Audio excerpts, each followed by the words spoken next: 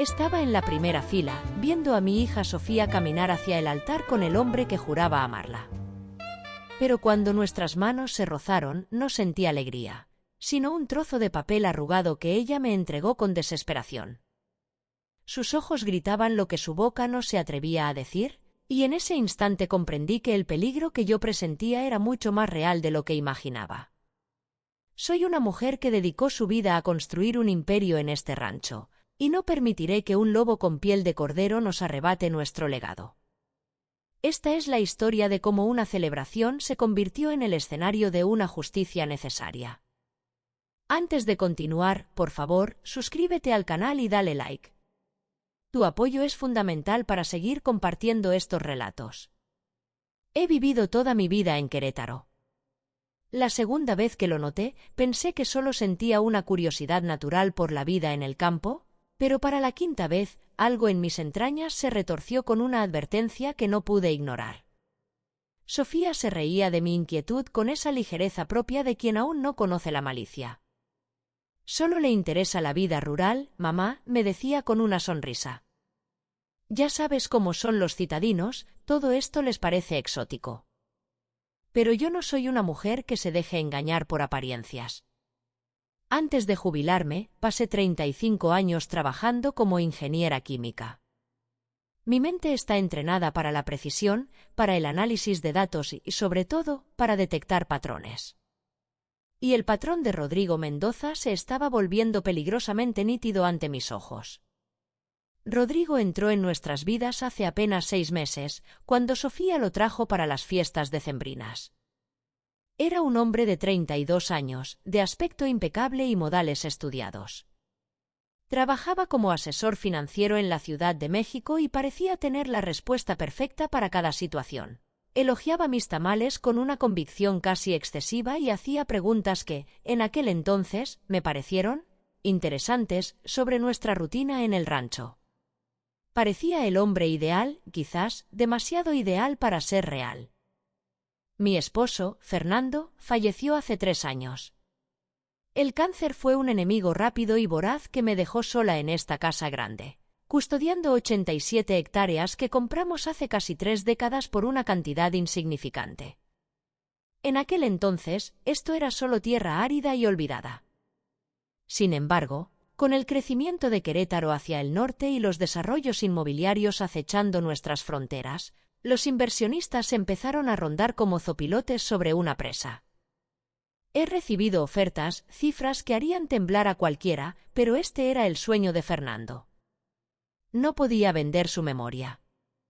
Sofía lo comprendía, o al menos eso creía yo.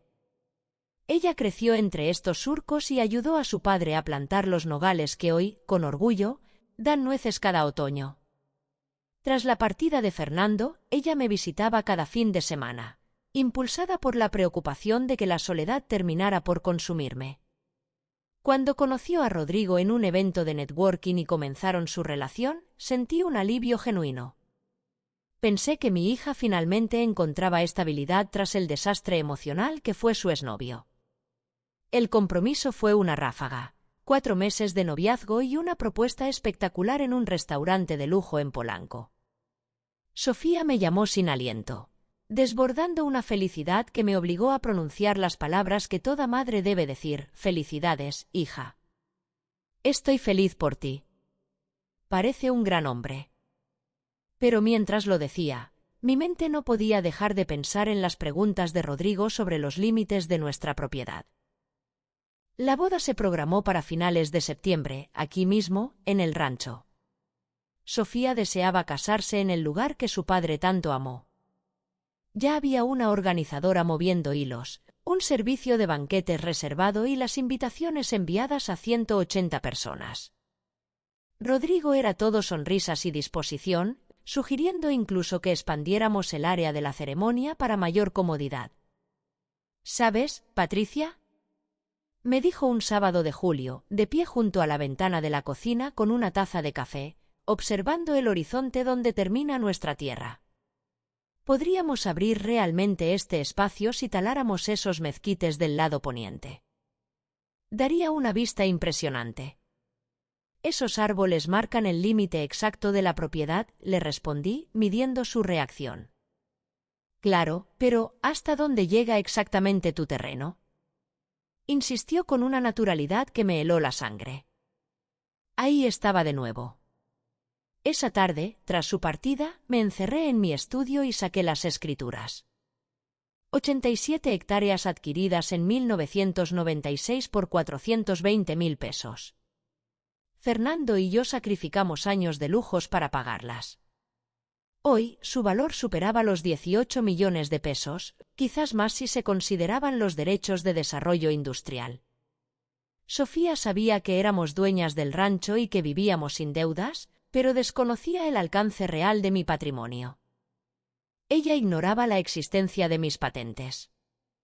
Durante mi carrera como ingeniera, desarrollé un proceso de purificación para sistemas de tratamiento de agua industrial.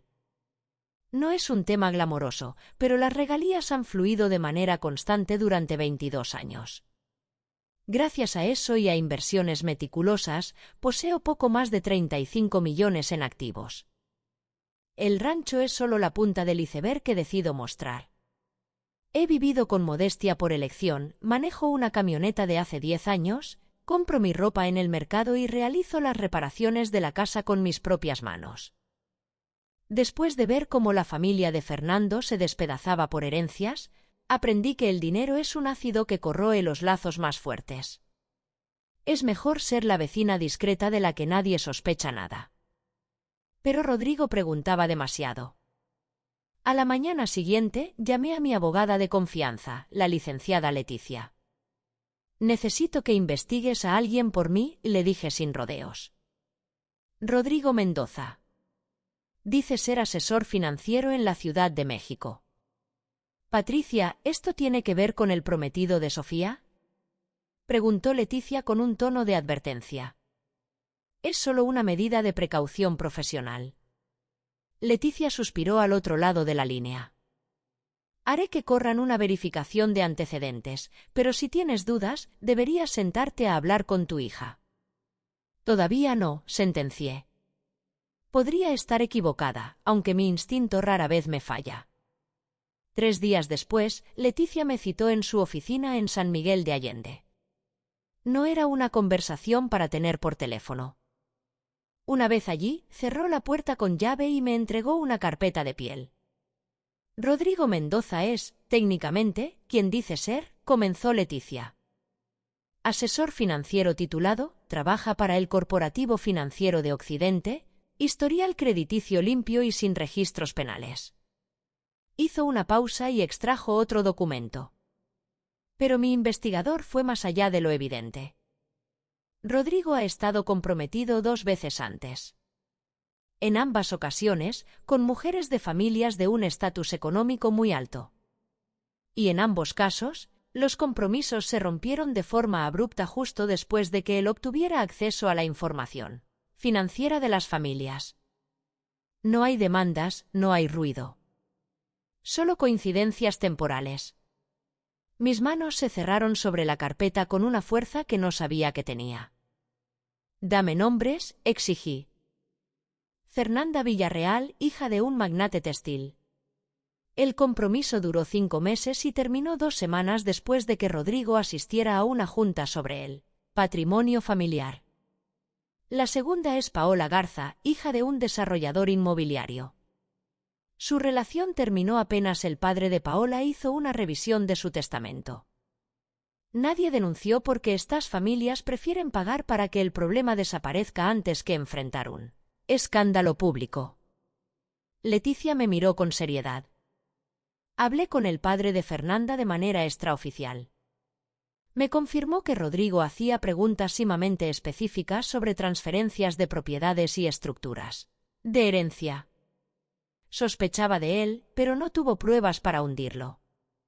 Sentí una náusea profunda. ¿Y Sofía? Mi hija no tiene grandes activos a su nombre, aunque gana bien en su trabajo. Pero Leticia leyó mi pensamiento.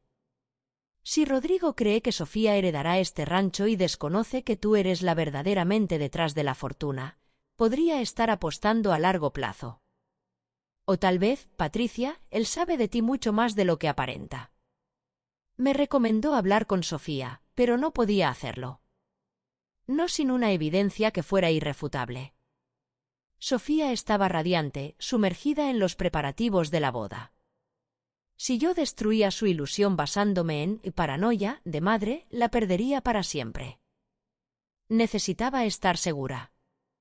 Ese fin de semana, Rodrigo vino al rancho bajo el pretexto de ayudar.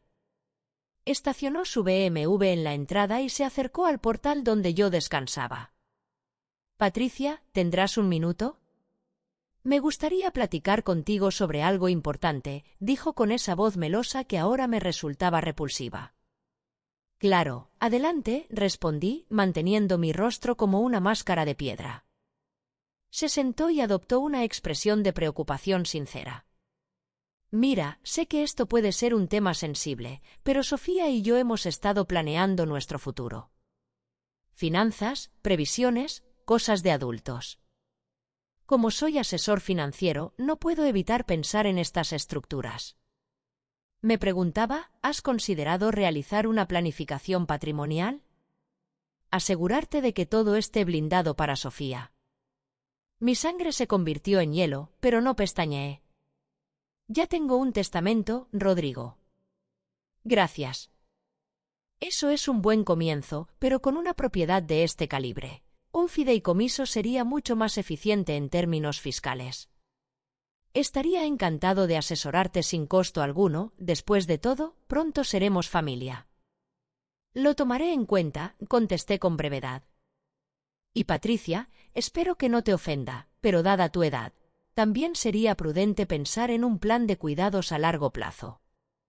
Si algo llegara a sucederte, ¿quién gestionaría este lugar? Un rancho así es una carga pesada para una mujer sola. Era el mismo guión. La misma estrategia que usó con los Villarreal y los Garza. Sembrar la duda, ofrecerse como salvador y obtener el control. Todavía no sabía cuál era su jugada final, pero estaba decidida a descubrirla. Tienes un punto muy válido, dije con una lentitud calculada. ¿Qué te parece si nos sentamos la próxima semana y me explicas esas estrategias a detalle? Los ojos de Rodrigo brillaron con una codicia apenas contenida. Por supuesto.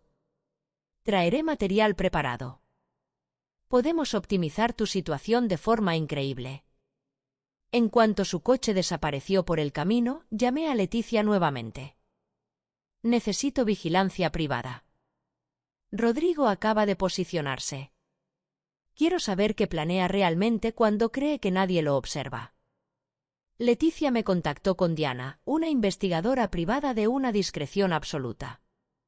Contrátala, ordené. Antes de seguir, por favor, suscríbete al canal y dale like al vídeo. Tu apoyo nos permite seguir trayendo estas historias de justicia y transformación. ¿Ya lo hiciste? Gracias por ser parte de nuestra comunidad. Diana valió cada peso invertido. En una semana, tenía sus registros telefónicos, correos electrónicos y horarios. Pero lo definitivo llegó un martes de agosto. Señora Navarro, tiene que escuchar esto, me dijo Diana por teléfono. Había logrado instalar un dispositivo de grabación en el auto de Rodrigo durante una revisión de mantenimiento. En la agencia. Técnicamente, era un sensor de monitoreo, pero capturaba audio con una claridad asombrosa. Escuché la grabación a solas en mi estudio. Sí, Marco. Estoy en el rancho otra vez haciendo el papel de yerno perfecto. La vieja no sospecha absolutamente nada, se escuchaba la voz de Rodrigo, cargada de un cinismo que me dio escalofríos. ¿Estás seguro de lo que vale esa tierra? Preguntó otra voz masculina, la de su cómplice, Marco. He revisado el catastro 3 veces. Son 87 hectáreas compradas por una miseria en el 96. Con el avance de Querétaro, hablamos de 18 millones como base, pero podemos sacar 20 si sabemos presionar.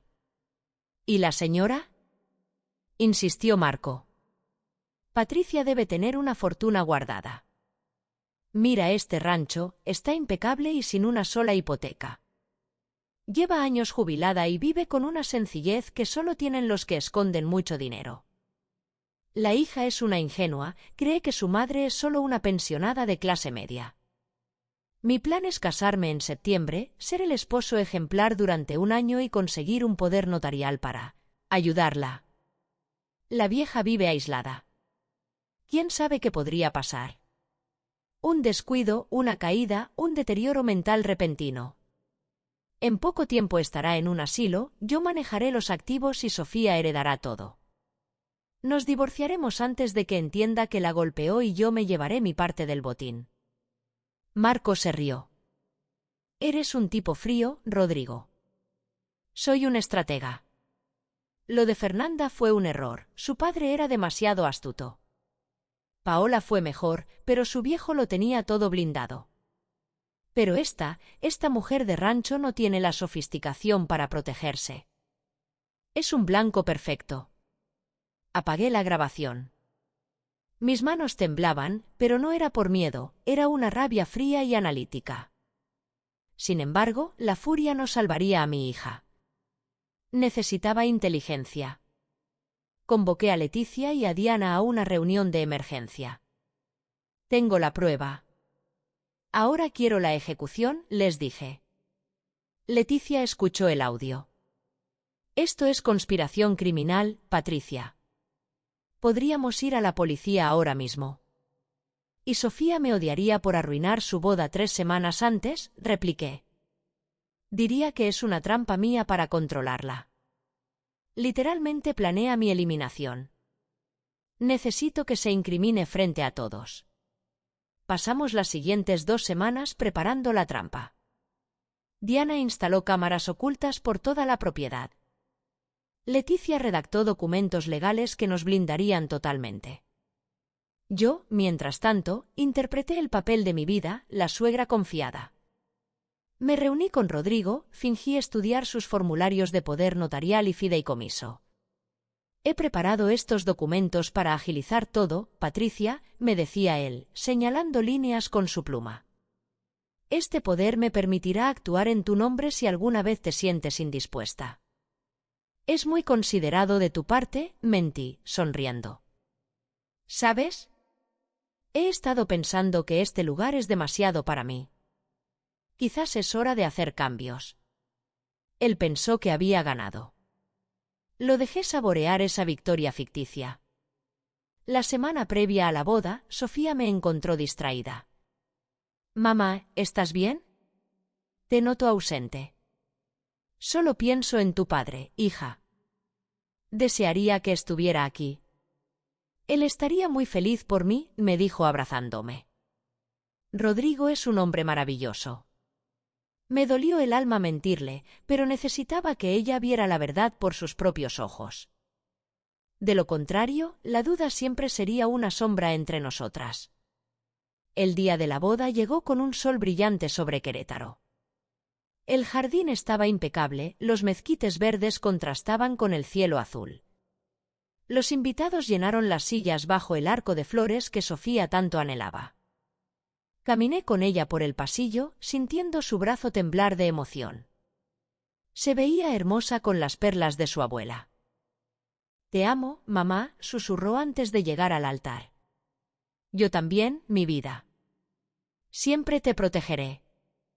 Me senté en la primera fila. La ceremonia avanzaba, el oficiante hablaba sobre el compromiso eterno. Rodrigo estaba allí, impecable, con esa sonrisa de depredador oculto. Pero justo antes de que se pronunciara el sí, acepto, la mano de Sofía se hundió en su ramo. Sacó un papel doblado, y con una mirada cargada de una angustia desgarradora, me lo entregó. Sus ojos estaban llenos de lágrimas. Abrí la nota y leí 3 palabras escritas de su puño y letra: mamá, ayúdame. El mundo pareció detenerse. Miré a Sofía, estaba pálida, aterrorizada. Me puse de pie de inmediato. ¡Alto! ¡Detengan esta ceremonia! Grité con una voz que resonó en todo el jardín. El murmullo de la multitud fue instantáneo. Rodrigo se giró, confundido. Patricia, ¿qué estás haciendo? Sofía, ¿qué pasa? Mi hija tomó aire, temblando visiblemente. Las palabras salieron de su boca como un torrente. Lo escuché, Rodrigo. Anoche fui a tu hotel para darte una sorpresa y te escuché hablando con Marco.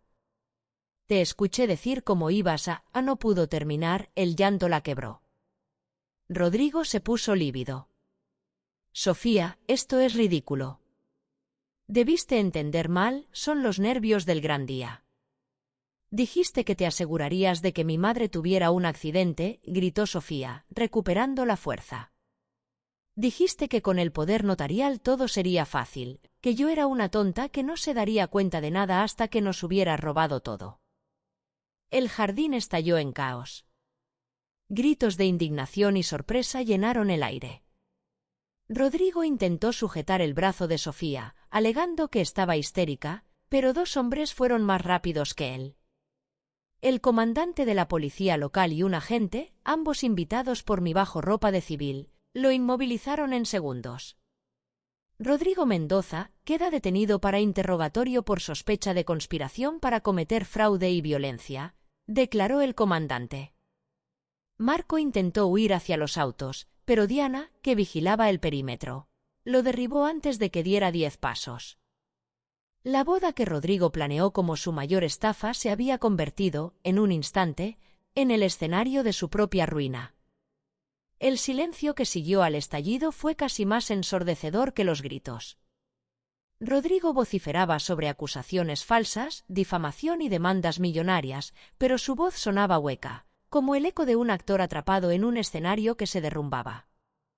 Sofía sollozaba en mis brazos, su cuerpo sacudido por la liberación de una angustia que había contenido hasta el límite. Entonces apareció la licenciada Leticia, firme y lúcida, portando las grabaciones y los archivos de evidencia que habíamos recolectado con tanta meticulosidad. Ante el despliegue de pruebas, la resistencia de Rodrigo se desvaneció. Finalmente, la policía se lo llevó junto a Marco, ambos esposados, bajo la mirada atónita de los presentes. Los invitados comenzaron a dispersarse con una lentitud incómoda. Algunos se acercaban con palabras de solidaridad, otros simplemente no podían ocultar su avidez por el chisme que alimentaría las cenas de Querétaro durante meses. El servicio de banquetes, en un silencio respetuoso, comenzó a empacar la cena que nadie probaría. Sofía y yo nos sentamos en los escalones del portal, todavía vestidas con nuestras galas nupciales, observando cómo el sol se hundía pesadamente tras las montañas. El aire se volvió frío, un frío que no tenía nada que ver con el clima. «Lo siento, mamá», susurró Sofía con la voz quebrada. «Debí decírtelo antes.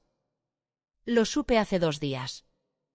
La miré, sorprendida por su confesión. «Los escuché hablando en una habitación contigua y simplemente me congelé», continuó ella. «No quería que fuera real. Pasé 48 horas pensando que tal vez había entendido mal, que habría una explicación lógica». «Y aún así, seguiste adelante con todos los preparativos», dije, tratando de procesar su dolor. Iba a darle el sí en el altar, su voz se rompió por completo. «Y tú me diste esa nota en el último segundo posible». «¿Por qué, Sofía? ¿Por qué esperar hasta el abismo?» Se secó las lágrimas con un gesto de rabia hacia sí misma. «Porque tenía miedo, mamá. ¿Qué tal si estaba equivocada? ¿Qué tal si arruinaba mi propia felicidad por un malentendido paranoico?» Pero ahí parada, frente a él, a punto de aceptar, me di cuenta de que no podía.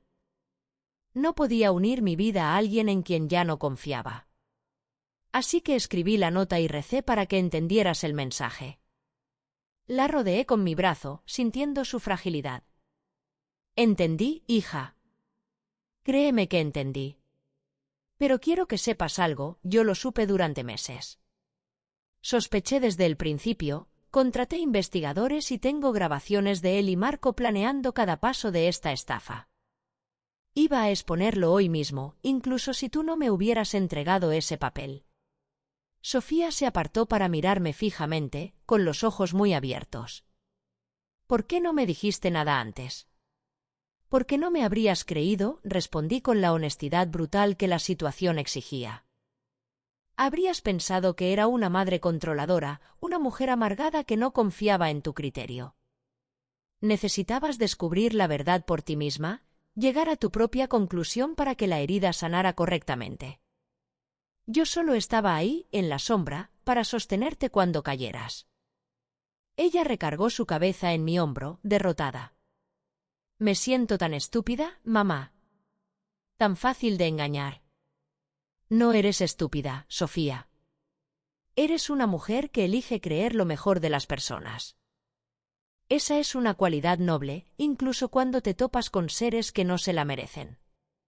La culpa no es de la víctima por confiar, sino del depredador por traicionar esa confianza.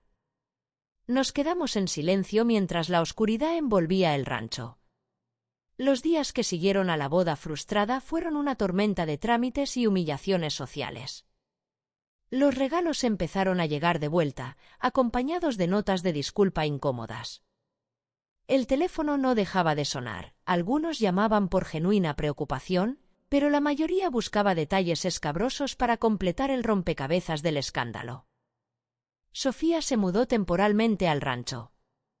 Estaba demasiado avergonzada para regresar a su departamento en la Ciudad de México, el lugar donde planeaba empezar su vida con aquel monstruo. Durante la primera semana apenas salió de su habitación. Yo le dejaba la comida en la puerta, como cuando era una adolescente castigada, respetando su duelo. A veces, en el silencio de la madrugada, la escuchaba llorar y me partía el alma comprender que no podía acelerar su proceso de sanación. Leticia me mantenía informada sobre los avances legales. El Ministerio Público está construyendo un caso sólido, me explicó en una de nuestras reuniones. Con las grabaciones de Diana, el testimonio de Sofía y el patrón de sus compromisos anteriores, tenemos suficiente para proceder. ¿Cuánto tiempo tomará verlo tras las rejas? Pregunté, sintiendo que mi paciencia se agotaba. El sistema es lento, Patricia. Meses, tal vez un año. Pero hay algo que me inquieta, Leticia bajó la voz. Rodrigo ha contratado a uno de los mejores penalistas de Guadalajara. Un abogado de ese calibre cobra honorarios que un simple asesor financiero no podría cubrir. No sabemos de dónde viene ese dinero. Esa misma tarde llamé a Diana, la investigadora. Necesitaba que profundizara en las finanzas de Rodrigo. Algo no cuadraba en la ecuación. Diana regresó 3 días después con información que me heló la sangre. Patricia, Rodrigo no es un estafador solitario, me dijo con gravedad. Es una pieza en un tablero mucho más grande. Me mostró una serie de transferencias bancarias. Mira estos depósitos. Provienen de una empresa fantasma registrada en Panamá. He rastreado conexiones con al menos 5 casos idénticos en los últimos 7 años. El método es siempre el mismo: operarios que se infiltran en familias con propiedades valiosas, proponen matrimonio y poco después, las tierras terminan en manos de un comprador específico. ¿Qué comprador? Pregunté, sintiendo un nudo en el estómago. Alianza Inmobiliaria del Norte, sentenció Diana. Una de las corporaciones de desarrollo más grandes y agresivas del Bajío. Oficialmente todo parece legal, pero si analizas el rastro, las propiedades que adquieren tienen historias de tragedia, dueños que mueren repentinamente, familias arruinadas que venden bajo presión o documentos de herencia sospechosos. Me recosté en mi silla, sintiendo el peso de la revelación. ¿Estás diciendo que Rodrigo trabaja para ellos? No directamente. Hay capas de separación para proteger a los ejecutivos, pero estoy convencida de que él identifica los objetivos, se gana la confianza de la familia y facilita la transferencia de los activos, ya sea mediante manipulación o eliminando obstáculos. La palabra, eliminando, quedó suspendida en el aire como una sentencia de muerte. Las implicaciones eran claras, yo era el obstáculo que debían remover.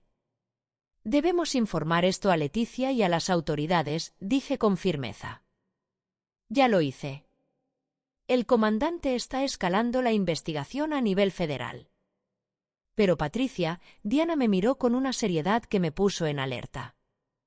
Si Rodrigo es parte de una organización criminal y ahora está bajo custodia, existe la posibilidad de que intenten silenciarlo. O peor aún, que intenten silenciar a los testigos.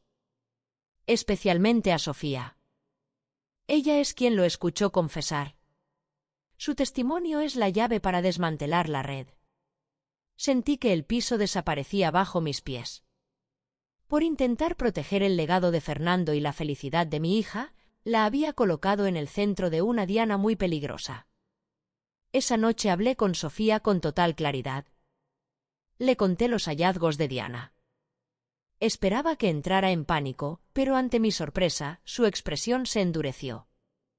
La tristeza de la víctima dio paso a la determinación de la mamba. Entonces, nunca se trató de mí, dijo ella con una voz gélida. Se trataba del rancho. Se trataba de sacarte del camino a ti. Así parece, hija. Y hay otras mujeres como yo, continuó Sofía. Otros objetivos de esta red criminal. Lamentablemente, sí. Sofía guardó silencio durante un largo momento. Luego, me miró con una chispa de fuego en los ojos que no le conocía. Mamá, quiero ayudar. Quiero que atrapen a todos, no solo a Rodrigo. Sofía, esto es sumamente peligroso. No es un juego de estafas, es crimen organizado. Ya es peligroso, mamá. Si hay una organización detrás, no se detendrán solo porque Rodrigo esté preso. Buscarán a la siguiente familia, al siguiente rancho. Tenemos que exponerlos. En ese momento vi a Fernando en ella. Su sentido de la justicia, su negativa a agachar la cabeza. ¿Qué tienes en mente? Déjame hablar con las otras víctimas, con Fernanda Villarreal y Paola Garza. Si Rodrigo aplicó el mismo manual con ellas, juntas podemos construir un caso que ninguna corporación pueda silenciar. Si quieres conocer el desenlace de esta confrontación y descubrir cómo estas mujeres transformaron su dolor en justicia, suscríbete al canal ahora mismo. Tu apoyo es lo que nos permite seguir compartiendo estos relatos de resistencia. ¿Ya le diste al botón rojo? Gracias. Al principio, Leticia no estaba convencida. Argumentaba que contactar a las víctimas anteriores era arriesgado, que sus familias ya habían pagado para mantener el silencio. Pero Sofía insistió. Con la ayuda de Diana, localizamos a Fernanda en Monterrey y a Paola en Aguascalientes. Sofía las contactó a través de redes sociales con una cautela infinita. Hola, sé que esto es extraño, pero creo que ambas conocimos al mismo hombre. Necesito hablar contigo sobre Rodrigo Mendoza. Fernanda fue tajante, no quiero hablar de eso. Por favor, no me busques. Sin embargo, Paola respondió de forma distinta, ¿a ti también te engañó? Esa pregunta fue la llave que abrió la puerta de la justicia. Sofía y Paola hablaron durante horas.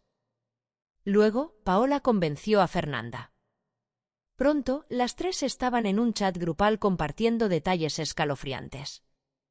El manual de operación de Rodrigo era idéntico en los tres casos: el interés repentino por la planificación patrimonial, las sugerencias sobre fideicomisos y la insistencia en los poderes notariales. Pero había algo más. Paola reveló que, tras romper con Rodrigo, su padre recibió ofertas agresivas de Alianza Inmobiliaria del Norte para comprar sus desarrollos. Ante su negativa, comenzaron los problemas: inspecciones fiscales sorpresa, revocación de permisos y una presión asfixiante de funcionarios públicos. Mi padre finalmente vendió 3 propiedades, explicó Paola en el chat. No por gusto, sino porque lo estaban asfixiando financieramente. Siempre sospeché del vínculo con Rodrigo, pero no tenía cómo probarlo. Ahora lo teníamos. Diana compiló un reporte exhaustivo donde el patrón era innegable. Pero mientras avanzábamos legalmente, la presión física comenzó a sentirse en el rancho. Recibía llamadas de números desconocidos que colgaban al contestar. Un auto oscuro permanecía estacionado al final del camino varias noches seguidas. Diana aumentó la seguridad, instaló cámaras de alta resolución y un sistema de alarma de última generación. Una noche, alguien cortó el alambre de púas del lindero oeste. No robaron nada, pero el mensaje fue directo: podemos entrar cuando queramos. Llamé al comandante de inmediato. Necesito protección real, le exigí. Esto ha dejado de ser una investigación de fraude. Tenemos patrullajes constantes en su zona, Patricia. Y hay noticias, su voz sonaba tensa. Gracias a la evidencia de Diana y los testimonios de las otras víctimas, el Ministerio Público ha abierto una investigación formal contra Alianza Inmobiliaria del Norte. Han congelado sus cuentas principales. ¿Eso nos hace más seguras o nos pone en mayor riesgo?, pregunté. Hubo un silencio del otro lado. Honestamente, las hace un objetivo prioritario. Pero también significa que estamos a punto de descabezar la organización. Esa noche no pude cerrar los ojos. Me senté en el portal con el rifle de Fernando sobre mis piernas, observando las sombras de los mezquites moverse con el viento. Sofía dormía dentro, finalmente descansando tras días de insomnio. Pensé en cómo este hogar que construimos con tanto amor se había convertido en el epicentro de una conspiración criminal. Pero no iba a permitir que unos delincuentes de cuello blanco nos arrebataran nuestra tierra. Esto no es venganza, es consecuencia de sus propios actos. A las 6 de la mañana, el teléfono sonó. Era Leticia. Patricia, tienes que venir a mi oficina de inmediato. Trae a Sofía. No es seguro hablar por esta línea. Desperté a mi hija y manejamos hacia San Miguel de Allende en un silencio sepulcral. En el espejo retrovisor noté el mismo auto oscuro siguiéndonos a distancia. Mamá, nos siguen, susurró Sofía. Lo sé. No te desvíes, mantén el rumbo hacia la oficina de Leticia. Al llegar, Leticia nos recibió con el televisor encendido. Las noticias matutinas mostraban imágenes impactantes. La sede de Alianza Inmobiliaria del Norte estaba siendo allanada por la Policía Federal. Varios ejecutivos salían esposados frente a las cámaras. «¿Lo lograron?», susurró Sofía con incredulidad. Realmente lo lograron. La investigación se aceleró tras presentar la evidencia del patrón de conducta, explicó Leticia. Encontraron documentos falsificados, registros de sobornos y, lo más importante, comunicaciones directas entre los ejecutivos y sus operadores, incluido Rodrigo. ¿Qué significa esto para nuestro proceso?, pregunté con frialdad. Significa que Rodrigo ya no es solo un estafador. Ahora es parte de una estructura de crimen organizado. La Fiscalía está ofreciendo acuerdos de inmunidad parcial a cambio de testimonios que hundan a los dueños de la inmobiliaria. Rodrigo aceptará el trato. Su abogado ya se acercó, quiere inmunidad total a cambio de su declaración. Sofía se puso de pie, indignada. No puede salir libre después de todo lo que nos hizo. No será inmunidad total, la calmó Leticia. Pero es el mal menor. Su testimonio es la pieza que falta para que esos poderosos terminen en prisión. A pesar de la frustración, entendíamos que el objetivo mayor era desmantelar la red. Pero entonces Leticia nos mostró algo más en su laptop. Era un correo electrónico interceptado, fechado 6 meses atrás. De Desarrollo Alianza, R. Mendoza. Asunto, Objetivo Rancho Navarro. Nueva asignación. Patricia Navarro, 62 años. Viuda, propietaria de 87 hectáreas en zona de expansión. Prioridad alta. Método estándar, acercamiento familiar. Hija soltera, Sofía Navarro, 29 años. Perfil completo adjunto. Sofía leyó el correo varias veces. El silencio en la habitación era asfixiante. Me eligió, dijo finalmente, con una voz que me partió el corazón. No fue casualidad. No fue el destino ni la conexión que sentí. Él me buscó como quien selecciona una herramienta para abrir una caja fuerte. La abracé con fuerza. No fue tu culpa, Sofía. Tú fuiste la carnada de un plan maestro. Cada te amo, cada plan de futuro, todo era una mentira corporativa, sentenció ella. Y vi cómo sus últimas lágrimas de dolor se evaporaban, dejando atrás a una mujer lúcida y calculadora. Durante las semanas siguientes, el escándalo estalló a nivel nacional. Resultó que la red operaba en 10 estados, con docenas de familias afectadas y propiedades obtenidas mediante fraudes, extorsiones y accidentes, que ahora se investigaban como homicidios. Fernanda y Paola vinieron al rancho. Las 3 mujeres se sentaron en mi portal, compartiendo sus historias y encontrando sanación en su causa común. ¿Cómo se supera esto?, le preguntó Sofía a Fernanda. Con tiempo y terapia, respondió Fernanda mirando al horizonte. Y entendiendo que no fue sobre ti. Eras solo una pieza en su tablero. Él es el depredador, tú solo estabas en el lugar equivocado. Pero la rabia sigue ahí, y añadió Paola. Me robaron meses de vida y me dejaron una desconfianza que me acompañará siempre. Por eso debemos testificar. Para que sientan que sus consecuencias han llegado. El juicio se fijó para febrero. Sofía regresó a su trabajo, pero algo en el rancho había cambiado para mí. Ya no me sentía segura. Cada ruido nocturno me ponía en guardia. Acepté ir a terapia con la doctora Ramírez, quien me ayudó a entender que estaba procesando un trauma basado en lo que pudo haber pasado, mi propio asesinato bajo la apariencia de un accidente. En noviembre recibí una carta desde la prisión. Era de Rodrigo. Patricia, sé que no tengo derecho, pero quería disculparme. No por el plan, sino por haber subestimado su inteligencia. Vi a una mujer mayor y asumí que sería fácil. No vi a la ingeniera brillante, a la estratega implacable que es usted. Voy a testificar contra la alianza. Al final, usted ganó, y me alegro de que así fuera. Leí la carta con desprecio y luego la arrojé a la chimenea. No necesitaba su validación. Solo necesitaba justicia. El juicio comenzó en febrero con una sala abarrotada. Rodrigo subió al estrado el tercer día, listo para revelar las entrañas del imperio que intentó devorarnos. Rodrigo se veía diferente en el estrado. Había perdido ese brillo de confianza casi magnético que siempre lo acompañaba, se veía más delgado, con una palidez grisácea bajo las luces del tribunal. Cuando el fiscal le preguntó sobre su rol dentro de la Alianza Inmobiliaria del Norte, habló con una voz monótona, despojada de cualquier emoción, como si estuviera recitando un reporte técnico de rutina. Mi trabajo consistía en identificar objetivos, confesó sin mirar a nadie.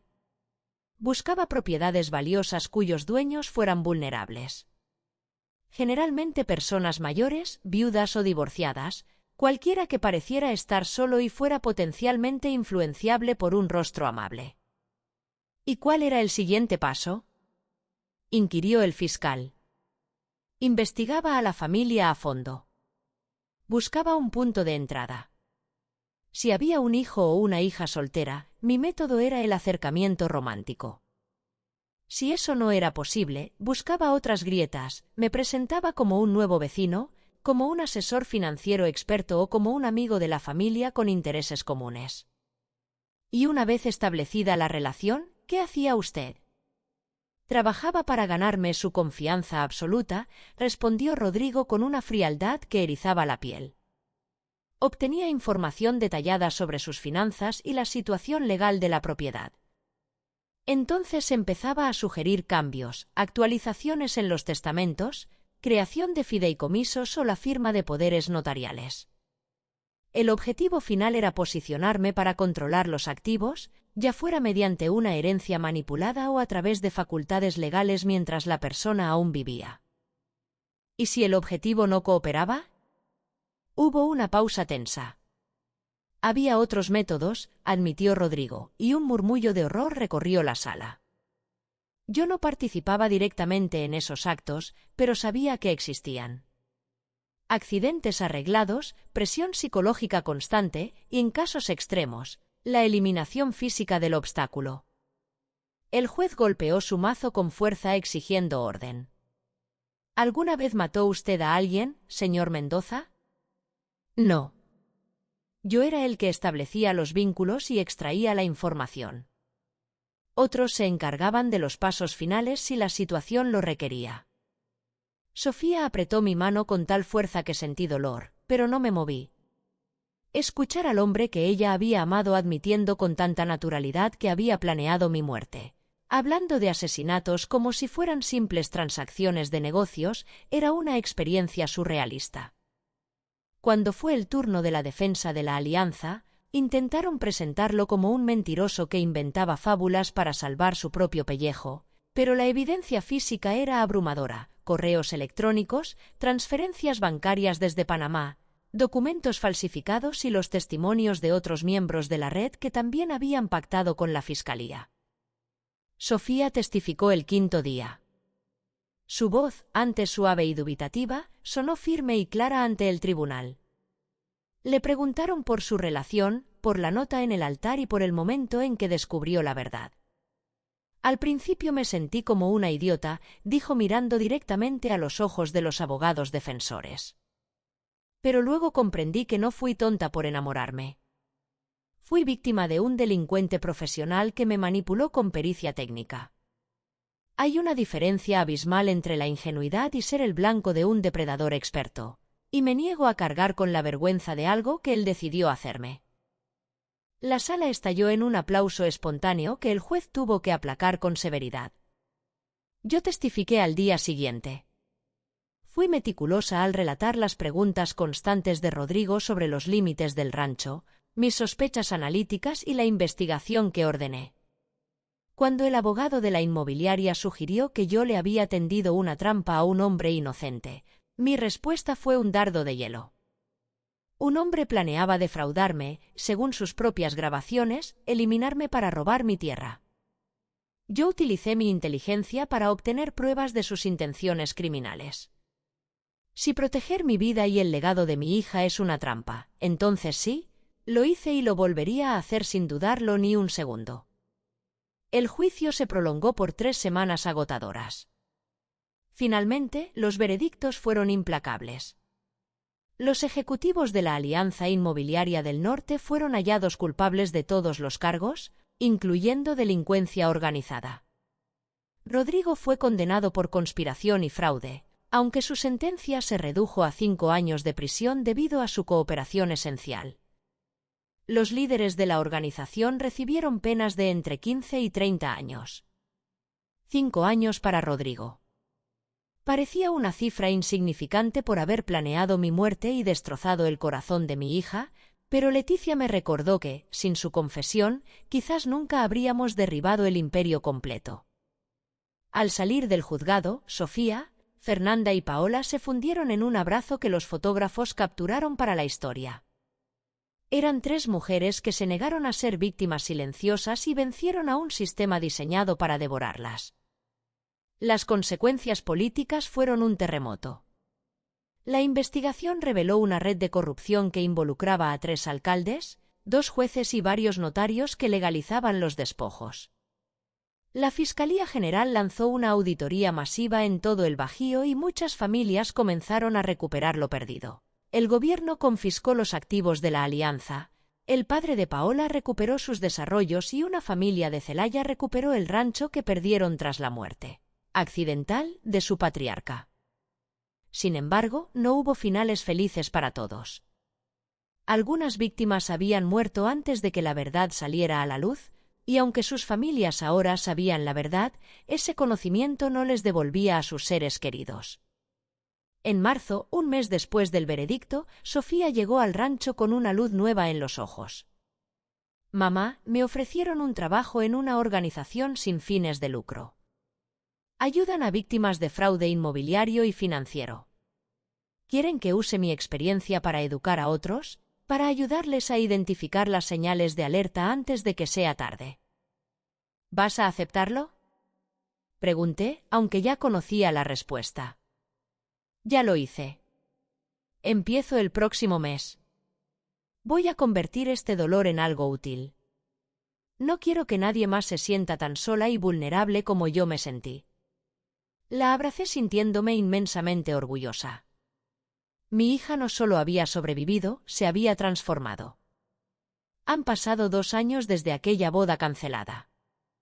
Estoy sentada en este mismo portal donde empezó la pesadilla, viendo cómo el sol tiñe el cielo de Querétaro de naranja y rosa. Sofía vendrá esta tarde, ahora nos visita una vez al mes. Tiene su propia vida y está saliendo con alguien nuevo, un maestro de primaria. Van con calma, sin prisa. Ella aprendió a proteger su corazón, pero tuvo la sabiduría de no cerrarlo para siempre. El rancho también ha evolucionado. Ya no estoy sola. Contraté a una pareja joven para vivir en la casa de huéspedes, son trabajadores y cuidan la tierra con respeto. Sus hijos corren por los campos de nogales, devolviéndole la risa a este lugar. He blindado todo legalmente, mis activos están en un fideicomiso irrevocable. Nadie, absolutamente nadie, puede tocar el patrimonio de Sofía sin un proceso de aprobación triple e independiente. Aprendí que el dinero no necesita secreto, sino una arquitectura legal inexpugnable. A veces hablo con Fernando frente a las rosas que planté en su memoria. Le cuento sobre nuestra hija y sobre cómo salvamos su sueño. Las pesadillas han cesado casi por completo gracias a la terapia y al tiempo. Fernanda se casó el año pasado y Paola abrió su propia firma de auditoría de títulos, ayudando a viudas a proteger sus tierras de forma gratuita. Rodrigo sigue en una prisión federal cerca de Guanajuato. Cuando salga, será un hombre con antecedentes que nunca volverá a trabajar en finanzas. Su vida, tal como la conocía, ha terminado. No siento alegría por su desgracia, solo una profunda sensación de justicia. Él eligió su camino, esto no es venganza, es la consecuencia directa de sus actos. Logramos algo que parecía imposible, desmantelar una red que destruyó a docenas de familias. Fuimos más fuertes que los delincuentes que nos subestimaron por nuestra edad o nuestra supuesta fragilidad. El sol ya ilumina todo el valle. Los niños corren hacia los árboles y el aire huele a tierra mojada y a paz. Este rancho sigue siendo nuestro, protegido y seguro. He vivido mucho para saber que la paz se construye pieza por pieza, le digo a Leticia, quien ha venido de visita. Me preguntaron muchas veces por los límites de mi propiedad. Rodrigo nunca entendió que los límites más importantes no están en las escrituras, sino en lo que una madre es capaz de hacer por la justicia de los suyos. Si esta historia te ha recordado la importancia de confiar en tu instinto y defender tu legado, por favor, suscríbete al canal y déjanos un comentario. Tu apoyo es nuestra mayor fortaleza.